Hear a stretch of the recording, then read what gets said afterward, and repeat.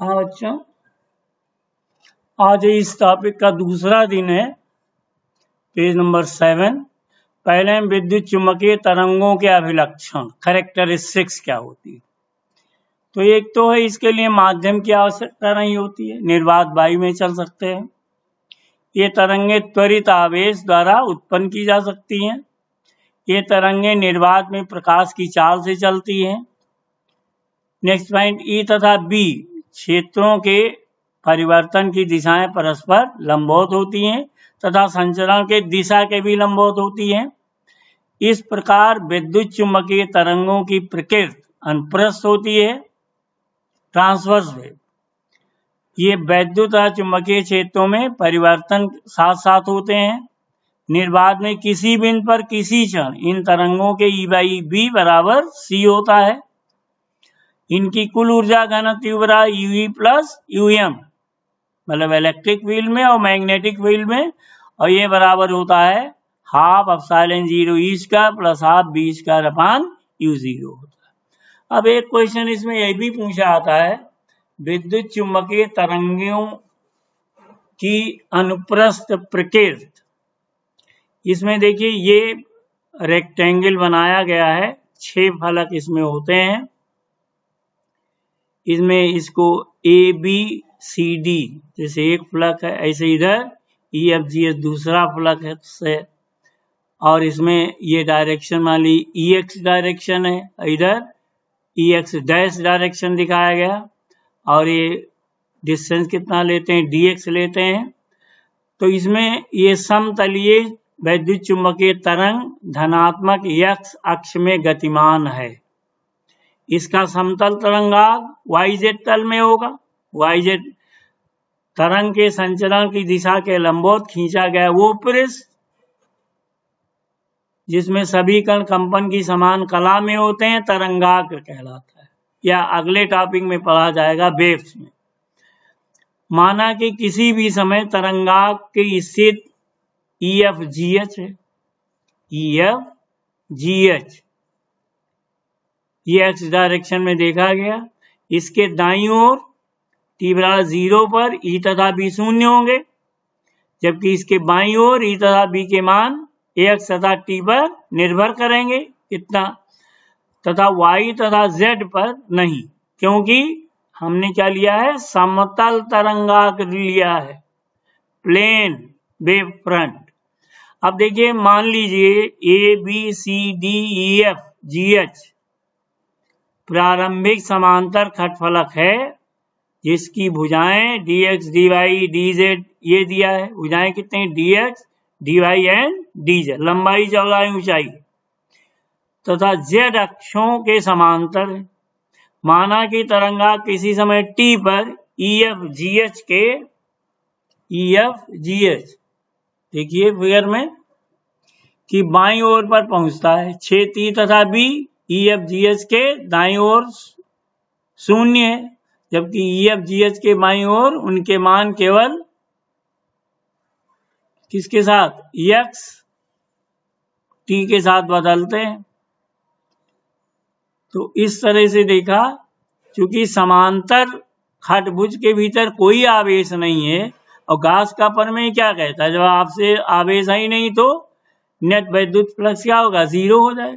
तो हम कहें E.dA = 0, और चूंकि इसमें 6 फलक हैं, तो 6 फलक का वैद्युत क्षेत्र क्या होगा, 0 हो जाएगा। तो 6 के लिए ये इंटीग्रेशन EDA किस सरफेस के लिए, ABCD, ऐसे EFGH के लिए होगा। फिर उसके बाद ICGF के लिए होगा, BCGF, फिर ADHE के लिए होगा, और ये सब क्या हो जाएगा, 0 हो जाएगा। क्योंकि E के Y तथा Z घटक परिवर्तन नहीं होते हैं, अतः BCGH ABHE क्या होगा, Y अक्ष के लंबवत से गुजरने वाले वैद्युत फ्लक्स बराबर व विपरीत होंगे, तथा तीसरे, चौथे और पांचवें व छठे के समाकलन के योग 0 हो गए। अब कोई भी हम 2 इक्वेशन ले लें, EDA लिया ABCD के लिए, और ई डी ए लिया, ई एफ जी एच के लिए इसका सम क्या होगा, 0 हो जाएगा।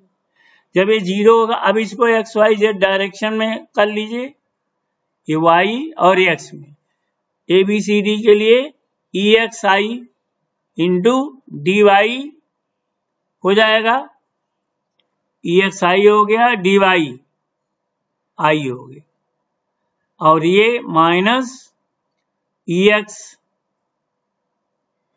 डैश आई, और ये हो जाएगा माइनस डी वाई और डी जेड आई हो जाएगा, और दिस इक्वल टू 0, यानी E X D Y D Z minus E dash D Y D Z equal to 0। अब देखो E X minus E X dash equal to 0, यानी E x भी 0 होगा, ई X dash भी 0 होगा, और D Y D Z is not equal to 0। इसे क्या स्पष्ट है कि वैद्युत क्षेत्र ई के संचरण की दिशा के समांतर कोई घटक नहीं है। इस प्रकार ये सिद्ध कर सकते हैं कि तरंग के संचरण की दिशा में चुंबकीय क्षेत्र B का कोई घटक नहीं हो सकता। यानी विद्युत चुंबकीय तरंगों में वैद्युत चुंबकीय क्षेत्र तरंग के संचरण की दिशा के लंबवत होते हैं, यानी वैद्युत चुंबकीय तरंग की प्रकृति अनुप्रस्थ होती है, ट्रांसवर्स में।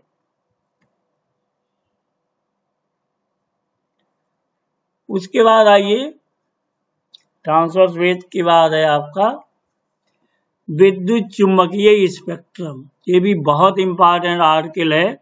इसमें देखिए विभिन्न प्रकार की जो विद्युत चुंबकीय तरंगे हैं, इसमें ये दिया गया है जो डिफरेंट टाइप की बेस पर है कि गामा रेट, एक्स रेज है नहीं, माइक्रोवेव, रेडियो वेव, ये सब क्या है, विद्युत चुंबकीय तरंगे। इन सभी तरंगों के लिए आप इनका मान लिख दीजिए। ये डाटा बना हुआ, गामा रेज, फिर रेडियो वेव्स, ये डिफरेंट टाइप की वेव्स। इनमें क्या करना है, एक तो तरंग परिसर क्या है, दूसरा तरंग आवृत्त परिसर क्या है, किससे उत्पादित होती है, और इनके गुण और उपयोग।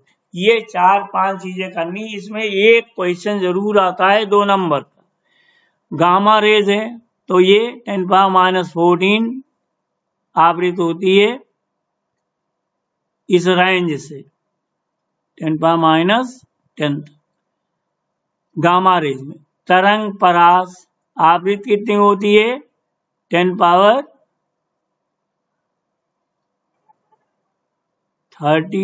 23 to 10⁻14 हर्ट्ज तक होती है। ये सबका रेंज लिखा हुआ। गुण क्या है, कैसे ये उत्पादन होगा, ये इससे पढ़ लीजिएगा। ये जरूर एक चाहे टेबल बना के कर लीजिएगा। ये दूसरा है एक्स रेज, फिर है परावैंगनी अल्ट्रावायलेट रेडिएशन, फिर विजिबल लाइट जो हमारा प्रकाश होता है, सनलाइट, ये भी क्या है, इलेक्ट्रोमैग्नेटिक वेव्स की तरंगदैर्घ्य, आवृत्त परिसर, कैसे उत्पादित होते हैं, गुण और उपयोग। ऐसे आवरक विकिरण, इंफ्रारेड रेडिएशंस, ये तरंगदैर्घ्य है, आवृत्त रेंज, फिर है सूक्ष्म या माइक्रोवेव्स, और लास्ट में है रेडियो तरंगे। तो ये आपकी 6-7 तरह से इलेक्ट्रोमैग्नेटिक वेव है। इसमें क्या करना है, मतलब आवृत्त का रेंज कितना होगा, तरंगदैर्घ्य का रेंज कितना होगा, ये कैसे उत्पादन होता है, गुण क्या है और उपयोग। ये इतनी एक क्वेश्चन श्योर बोर्ड एग्जाम में आता है इसमें से। उसके बाद है आपका ये कुछ न्यूमेरिकल्स दिए हुए हैं। न्यूमेरिकल्स में